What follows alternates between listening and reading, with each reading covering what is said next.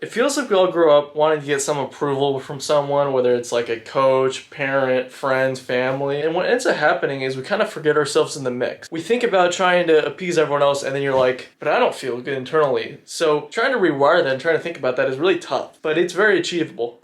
Saying it's achievable is kind of an understatement because it takes a lot of hard work and it takes a lot of difficulty. Going through tough times, going through stuff that you don't really want to do, but you kind of have to, is something that it just takes to kind of get to that spot. You grow up however many years and you're like, okay, I gotta please this person or this person, and you end up feeling incomplete because you're not pleasing yourself. Obviously you want to do right and be good to other people and stuff like that, but you got to make sure that you're prioritizing how you feel and making sure that you're good, because ultimately the better you feel, the more you're able to give to other people, the more energy and stuff like that. So doing that right helps other people in the long run. Now, I don't want to get super religious in this bunny suit, but what really helped me out is just trusting that everything will be fine. For me, it was just trusting that whatever's out there has got my interests in mind, and no matter what happens, that I'll be okay. There's been a lot of times in my life where I was in situations that were pretty much as dark as possible. Like an isolated room, completely dark, no lights, like just imagine just pure darkness, you can't see your hand. There's moments like that, like just for years on end, and what helped me is just trusting, hey, it's gonna be alright. When that started happening, that's when all the people pleasing, all that stuff kind of dropped, because you want to treat people around you right, you want to like give them gifts for their birthdays, oh be nice, oh go do this, go do that, but not at the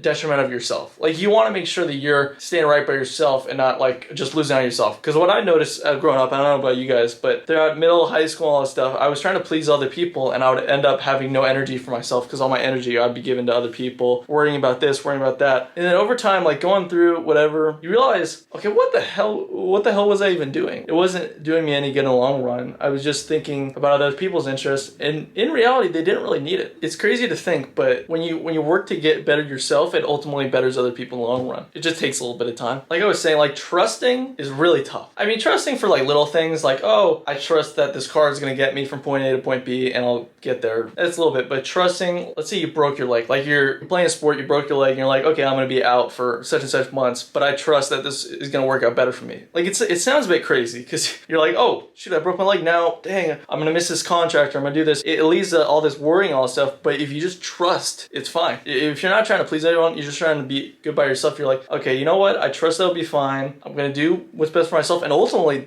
what's happening now, this thing that seems like a burden, seems bad, is ultimately the thing that's going to help me more in the end. Thinking that way is so helpful and it's so rewarding in the long run, because you're like, I thought breaking my leg was a bad thing, but actually it turns out I was able to learn about myself this way or open up these opportunities or do this. It all comes down to just trusting and being okay with that. And ultimately, I guess with a lot of things, but people pleasing, the nucleus of everything that comes with people pleasing is it usually boils down to feeling incomplete in some area, and you feel like, oh, by pleasing other people, I'll be able to satisfy that in myself. At least for me, I don't know about you guys, but for me, I had very bad anxiety, very bad depression, very bad all this stuff growing up. And so I'd please people and try to do stuff just so I felt better about myself. But back then I was like, oh, I'd be going and hanging out with this kid or doing this or whatever, when in reality, I couldn't care less. Like I just didn't want to, but I was just doing it because I felt like I needed to. It comes from a place where you're missing something and you feel like that's going to satisfy it. When in reality, you gotta take that like, what do you call it? Take the mirror to yourself, like look internally and see like, okay, what am I missing? Like, what areas of my life do I actually feel incomplete, and how could I fix that for myself other than trying to lose it in other people? Because a lot of times being dependent on other people's validation and be like, oh, I need their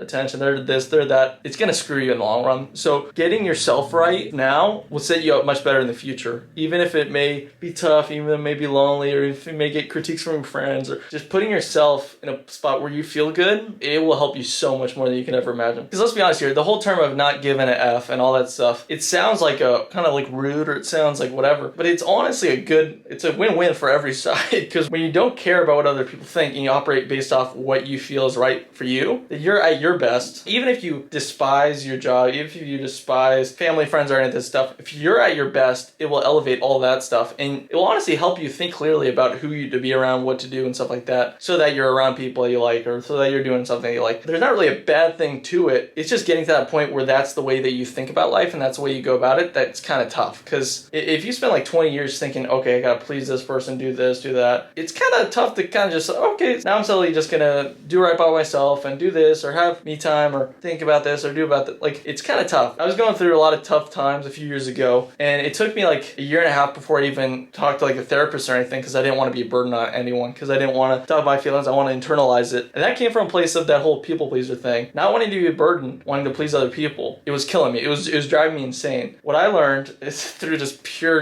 honestly pure like agony, just going crazy, is that you need to make sure all is right in here before all is right out there. Doing that is huge.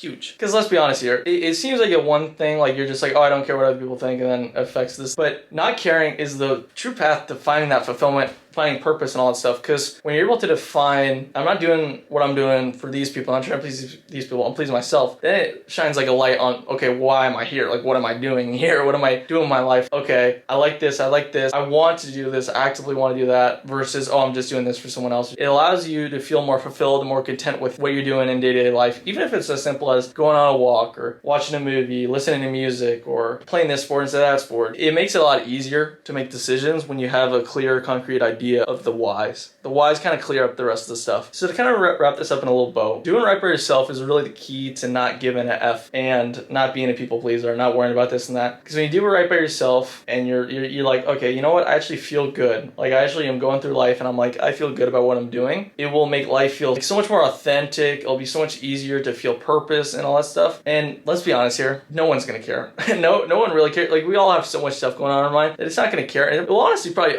positively affect the relationships that you think will negatively affect by just being like, okay, you know what? Hey, Sarah, or hey, Molly, I'm not gonna go today. I've been doing this. I want to just sit and write this or do this or whatever. Obviously, I don't mean to be like a hermit or be like, oh, I'm never gonna hang out with this. But if it doesn't feel right for you to go do this or it doesn't feel that, don't do it. Just do what feels right for yourself, and you'll be surprised where you end up. I hope this helped you guys a lot. And here's me talking about a lot of the same stuff when I left my college apartment. Peace out.